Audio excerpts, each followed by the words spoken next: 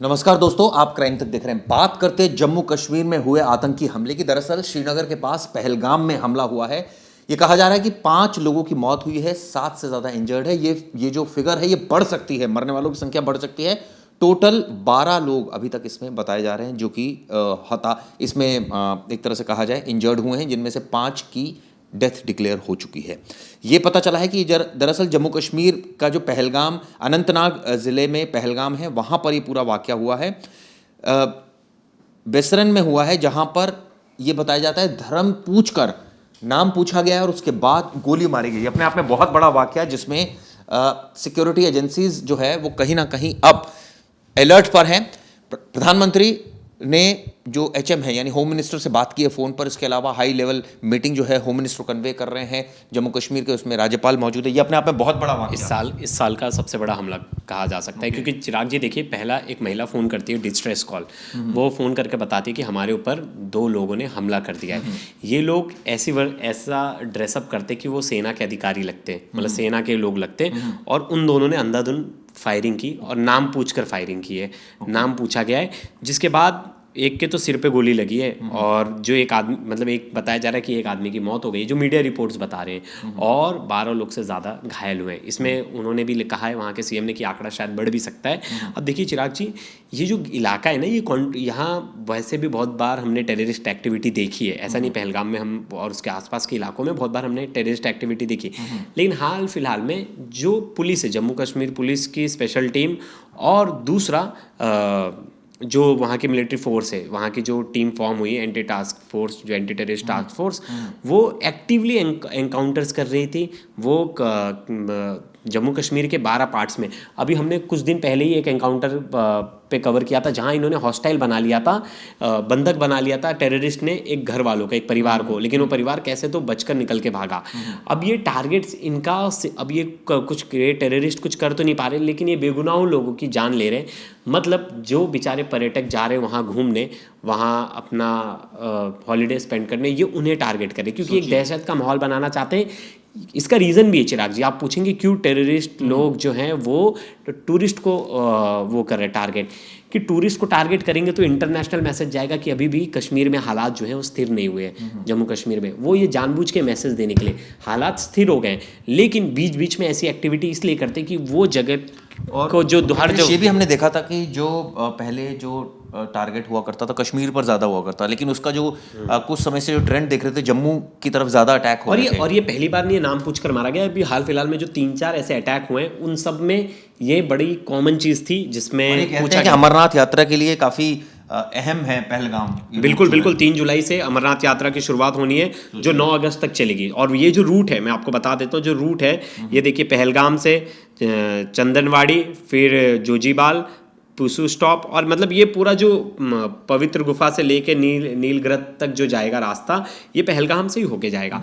तो ये रूट बड़ा इंपॉर्टेंट है, जो 14 किलोमीटर का जो मतलब जो शेष रास्ता है, जहाँ से पहलगाम से कहा जाए तो नीलगिरी तक टोटल 16 किलोमीटर का रास्ता है, तो बड़ा इंपॉर्टेंट रूट है।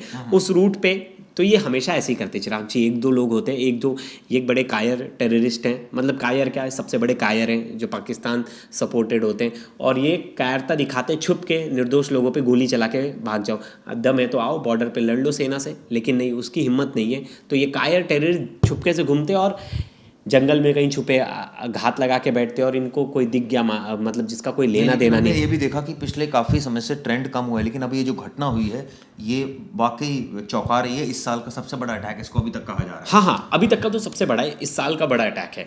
लेकिन इससे पहले हमें देखना पड़ेगा, हमारे सेना ने भी बहुत अच्छा काम किया। हाल फिलहाल में जम्मू कश्मीर पुलिस की दाद देनी पड़ेगी, और सेना की, इन लोगों ने बड़ा अच्छा ऑपरेशन चलाया, जिसमें कई आतंकवादियों को इन्होंने मार गिराया, कई को हिरासत में लिया, कई से सरेंडर भी करवाए।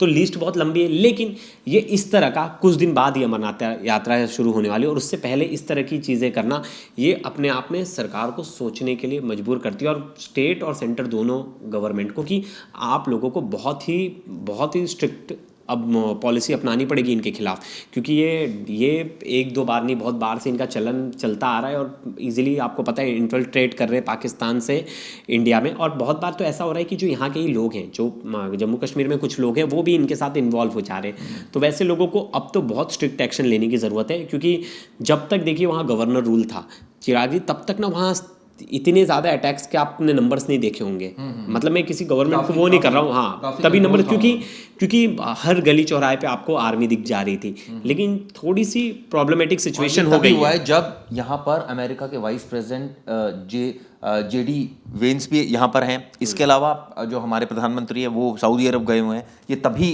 अटैक आपको हुआ याद है। होगा 12 अप्रैल की बात है जब कुलदीप चंद शहीद हो गए थे, हाँ, और पंजाब रेजिमेंट के थे।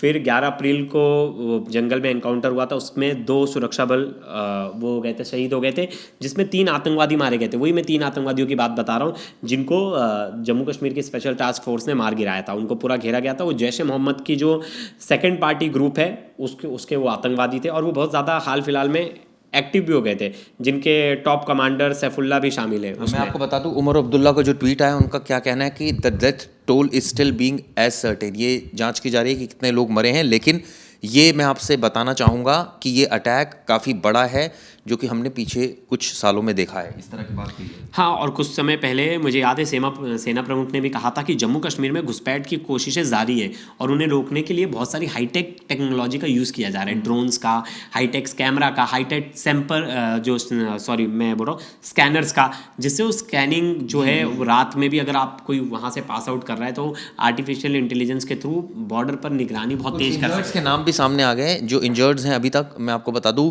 वीनू भट्ट हैं, गुजरात के रहने हैं, मानिक पटेल है, रीनू पांडे, एस बालाचंद्रन, इसके अलावा डॉक्टर परमेश्वर, अभिजीवन रॉय जो कर्नाटका के, संतरू और शशि कुमारी उड़ीसा की रहने वाली। ये सब एक पूरा ट्रूप था, मतलब जो घूमने गए वहाँ, इन लोगों को जानबूझ के उन्होंने टारगेट किया, और इसीलिए तो मैंने बताया आपको, नाम पूछकर उन्होंने हमला किया। मतलब ये अब किस तरह का ये इनकी पॉलिसी है, क्यों ऐसा कर रहे हैं, ये कुछ ना कुछ तो दिमाग लगा ही रहे होंगे, ये आतंकवाद देश। इस पर अब हमारी नज़र रहेगी, लेकिन जिस तरह से पहलगाम में हमला हुआ है उसने कई सवाल खड़े कर दिए, खासकर सुरक्षा को लेकर सवाल खड़ा किया। हमने पीछे एक ट्रेंड दिखा था जिसमें जम्मू में ज़्यादा अटैक हो रहे थे, कश्मीर में बनिस्बत कम हो रहे थे, लेकिन अब जिस तरह से ये अटैक हुआ है पहलगाम में उसने ऑब्वियसली सवाल खड़े करे हैं। इस खबर पर हमारी नज़र रहेगी। आप लोग इस पर क्या सोचते हैं, आप लोगों का क्या व्यू पॉइंट है, और भी जो जानकारी आएंगी वो आपको इसमें हम आगे प्रदान करेंगे। ये वीडियो कैसे लगी ज़रूर बताइएगा। शुक्रिया। धन्यवाद।